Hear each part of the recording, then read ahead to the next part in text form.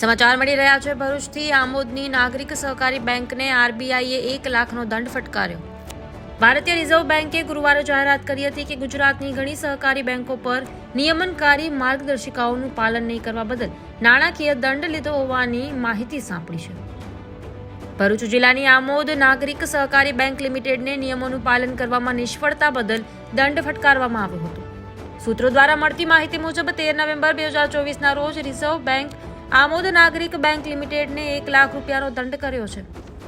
બેંકે બેંકના ડાયરેક્ટરના સંબંધીને લોન મંજૂર કરી હતી અને ડાયરેક્ટરના સંબંધીને ગેરેન્ટર તરીકે ઊભા રહેવાની મંજૂરી આપી હતી। વધુમાં બેંક ચોક્કસ ગ્રાહક ખાતાના કેવાયસી રેકોર્ડને નિયત સમયરેખામાં સેન્ટ્રલ કેવાયસી રેકોર્ડ રજિસ્ટ્રીમાં અપલોડ કરવામાં નિષ્ફળ રહી હતી।